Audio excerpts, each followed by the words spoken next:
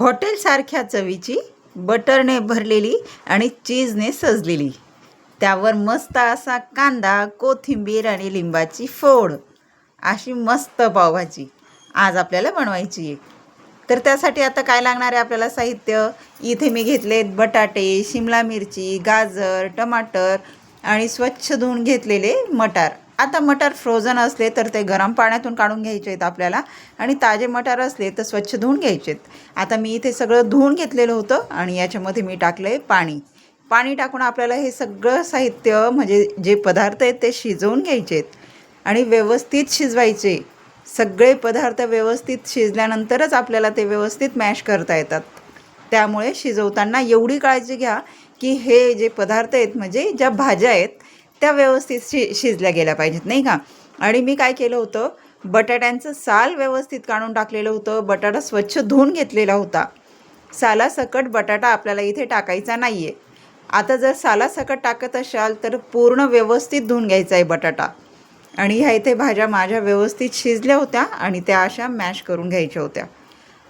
आता व्यवस्थित मॅश ज्यावेळेस आपण करतो ना, तर एवढा अंदाज ठेवायचा की ह्या भाज्या एकदम अशा पूर्ण मिक्स पण नाही झाल्या पाहिजे. म्हणजे वटाणा जो आहे आपला मटार तो थोडासा दिसला पाहिजे त्याच्यामध्ये, नाही का.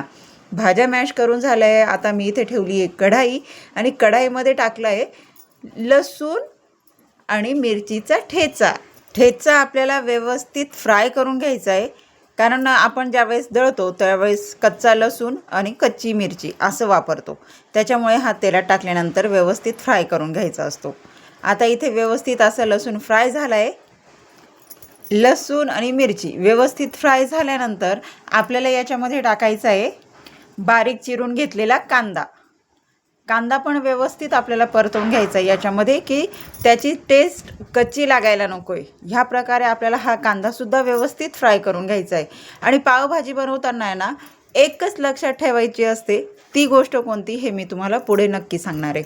आणि हे सगळं मिश्रण आहे ना व्यवस्थित तेलामध्ये फ्राय झालं आहे आणि अजून फ्राय व्हावं याच्यासाठी मी टाकलं आहे याच्यामध्ये मीठ. आता मीठ टाकून झाल्यानंतर व्यवस्थित हे मिश्रण मिक्स करायचं आहे. आता मीठ टाकल्यामुळे काय होतं, कांदा लवकर मऊ होतो, नाही का. जाळायचा नाही आहे कांदा, मऊ होऊ द्यायचा आपल्याला. आणि मिठामुळे लवकर मऊ होणार आहे कांदा व्यवस्थित फ्राय झाला आहे. आता आपल्याला याच्यामध्ये टाकायची लाल मसाला आणि काश्मीरी पावडर. आता लाल मसाला तुम्हाला किती टाकायचा किंवा तुमचा किती तिखट आहे हे तुमच्यावर आहे. आता मी इथे टाकले 2 चम्मच काश्मीरी मिरची पावडर आणि 1 चम्मच लाल मसाला. आणि याच्यामध्ये मी पूर्ण पॅकेट पावभाजीचं टाकून दिलेलं आहे. आता छोटं पॅकेट असल्यामुळे मी ते मसाला पूर्ण टाकला, कारण पावभाजी तेवढी आहे, म्हणजे जास्त पावभाजी आहे, त्याच्यामुळे हा मसाला पूर्ण पॅकेट मी इथे वापरला आहे. आता इथे व्यवस्थित असा मस्त कलर आला आहे की नाही. हा मसाला व्यवस्थित फ्राय करून घ्यायचा आहे. आणि काश्मीरी मिरची ना थोडीशी जास्त वापरायची. आणि काश्मीरी मिरची टाकल्यानंतर सुद्धा आपल्याला असं काय टाकायचं आहे याच्यामध्ये ज्याच्याने कलर अजून जास्त छान येणार आहे, हे सुद्धा मी तुम्हाला पुढे नक्की सांगणार आहे. आता ह्या मसाल्यामध्ये आपण काश्मीरी मिरची वापरली आहे, लाल मसाला वापरला आहे, पावभाजी मसाला वापरला आहे, मीठसुद्धा टाकून दिलेलं आहे. आणि आता हे सगळं आपल्याला व्यवस्थित मिक्स करून घ्यायचं आहे. मिक्स केल्यानंतर आपल्याला याच्यामध्ये काही गोष्टी टाकायच्या आहेत. आता त्या कोणत्या, तर आता आपल्याला जे टाकायचं आहे ना, तर त्याच्याने पावभाजीला एकदम मस्त असा कलर येतो बरं का. आता बाहेरचा काही केमिकल कलर आपल्याला वापरायचा नाही आहे किंवा काहीही वापरायचं नाही. आणि कलर तर जो फूड कलर वगैरे असतो ना तो टाकूच नाही असं मला तरी वाटतं. फक्त त्याचा कलर येण्यासाठी भाज्यांमध्ये वापर करायचा हे योग्यच नाही. त्याच्यामुळे ना ज्यावेळेस आपल्याला भाज्यांना कलर जास्त पाहिजे त्यावेळेस आपल्याला टाकायची आहे बीटरूटची पावडर. आता मी ही घरीच केली आहे, बीटची पावडर आहे आणि ती मी घरीच केली आहे. बीट व्यवस्थित किसून घेतले, त्याच्यानंतर उन्हामध्ये सुकवले आणि मी बीटची पावडर तयार केली होती. खूप लाल कलर हा फक्त आहे ना ज्यावेळेस आपण केमिकलचा जो कलर असतो ना केमिकल, तर त्याच्यानेच येऊ शकतो असं मला तरी वाटतं. आणि जर पाहिजेच आहे तर आपण काश्मीरी मिरची वापरू शकतो, पण काश्मीरी मिरची पण खूप वापरली ना तर भाजीची चव बिघडते. आता ह्या इथे झालं असं आहे की लाईटीचा फोकस थोडा कमी आहे, नाहीतर भाजीला कलर खूप भारी आहे. समजलं तुम्हाला. आता मी इथे कलर म्हणजे ऑफ करून दाखवते थोडंसं लाईट, की ह्या इथे कलर खूप छान आलेला आहे भाजीला. कोणताच केमिकलचा कलर न टाकता भाजीला खूप छान कलर येतो, टेस्ट पण खूप छान लागते.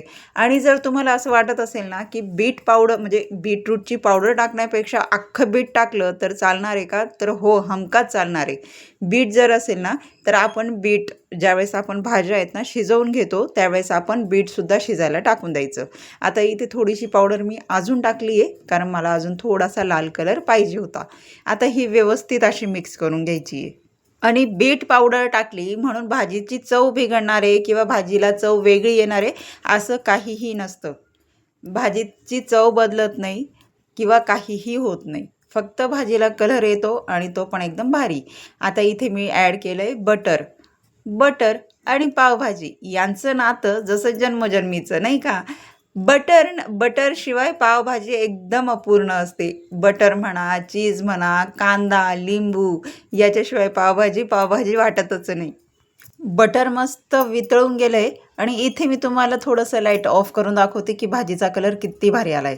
आता जर लाईट असती, खूप असा प्रकाश असताना तर दिसली असती, पण आता प्रकाशाचा थोडासा प्रॉब्लेम आहे. त्याच्यामुळे मी तुम्हाला थोडासा असं ऑफ करून दाखवलं आहे की पावभाजीला कलर खरंच खूप छान आलेला आहे. आता आपण पुन्हा एकदा मिक्स करून घेऊया. थोडीशी वाफवून घ्यायची आपल्याला कारण पावभाजीमधले सगळ्या भाज्या शिजून तयार झालेल्या असतात. त्याच्यामुळे खूप शिजवायची काहीही गरज नसते. आता इथे पावभाजी पूर्ण तयार झाली आहे. पावभाजी ठेवूया आता साईडला आणि इथे आपण ठेवूया तवा. तवा कशासाठी, तर मस्त असे पाव शेकून घेण्यासाठी. आता काही जण बटरला पावभाजीची जी भाजी असते ती लावून शेकतात किंवा बटर लावून, तूप लावून, तुम्हाला जसं आवडेल तसं. आता मी इथे वापरलं आहे बटर. आता भाजीची इथे म्हणजे भाजी लावायची मला काही गरज वाटली नव्हती. पण तुम्हाला जर वाटत असेल की बाबा भाजी लावून आपल्याला शेकायचे आहेत पाव, तर तुम्ही तसं करू शकता. पाव जे आहे ते मधून असं चिरा मारा, थोडीशी भाजी आणि थोडंसं बटर ॲड करा आणि तव्यावर शेकून घ्या.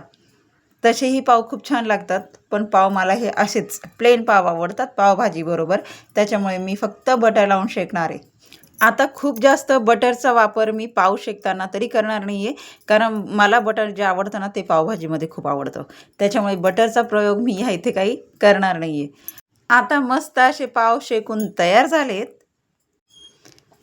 पाव शेकून झालेत, भाजी आपली तयार आहे. आता मस्त अशी सर्विंग करूया आपण. आता घेतली आहे प्लेट आणि प्लेटमध्ये टाकली आहे मी मस्त तयार झालेली पावभाजी. आता पावभाजीवर टाकूया आपण मस्त असं बटर. बटर आता खूप जणांना आवडत नसेल तर तुम्ही तूपसुद्धा टाकू शकता बरं का. तूप पण खूप छान लागतं.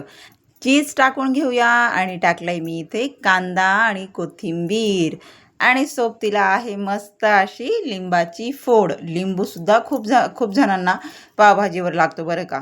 आता काहींना लिंबू आवडत नाही त्याच्यामुळे तो वेगळा विषय आहे.